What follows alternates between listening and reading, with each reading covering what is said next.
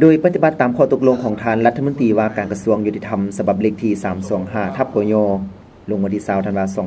2012ว่าด้วยการแต่งตั้งคณะสีนำและคณะคุณครัวห่างปึ้มประมวลคำศัพท์กฎหมายลาวการเคลื่อนไหวในการดำเนินโครงการคุณครัวสร้างปึ้มประมวลคำศัพท์กฎหมายลาวแม้นได้กำหนดอยู่ในแผนงานที่1ของโครงการจัดตั้งปฏิบัติแผนแม่บทพัฒนารัฐแห่งกฎหมายแต่นี้ฮอดปี2020ท่านเกษณาพรหมจันทร์หัวหน้าสถาบันคุณครัววิทยาศาสตร์กฎหมายกระทรวงยุติธรรมในนามที่เป็นผู้รับผิดชอบโครงการคุณครัวสร้างปึ้มประมวลคำศัพท์กฎหมายลาวได้ขึ้นรายงานผลการจัดตั้งปฏิบัติโครงการและผลสำเร็จของการคุณครัวปึ้มประมวลคำศัพท์ของกฎหมายลาวที่ได้มีการฮีบโฮมและฮีบเฮียงนิยามคำศัพท์กฎหมายได้ทั้งหมด 2,310 คำศัพท์ในนั้นได้คัดมาจากกฎหมายภายในรวมทั้งกฎหมายรัฐธรรมนูญได้104ฉบับ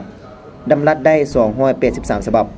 นิยามคำศัพท์ที่คัดมาจากสนธิสัญญาสากลและสัญญาระหว่างสาธารณรัฐประชาธิปไตยประชาชนลาวได้เข้าเป็นภาคีได้31ฉบับ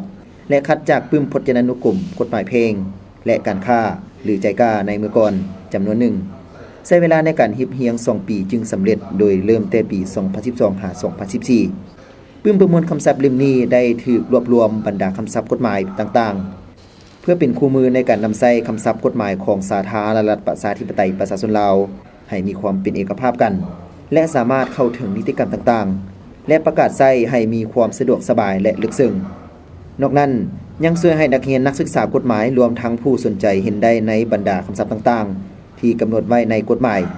เพื่อเพิ่มแรงซอกฮู้หำเฮียนคนครัวนำใช้และพัฒนาคำศัพท์กฎหมายสืบต่อไปเรื่อยๆปึ้มประมวลคำศัพท์กฎหมายลาวได้จัดพิมพ์จำนวน 1,000 หัวและแผ่นซีดี 1,000 แผ่นเพื่อแจกจ่ายให้บรรดาองค์การจัดตั้งของรัฐขั้นศูนย์กลางและท้องถิ่นแต่ห้ามจำหน่ายซื้อขายดังนั้นมาในวันที่3สิงหาคม2015สถาบันคุณครัววิทยาศาสตร์กฎหมายกระทรวงยุติธรรมและโครงการจัดตั้งปฏิบัติแผนแม่บทพัฒนารัฐแห่งกฎหมายหรือ UNDP จึงได้จัดพิธีมอบรับปึ้มประมวลคำศัพท์กฎหมายลาวให้กระทรวงยุติธรรมอย่างเป็นทางการ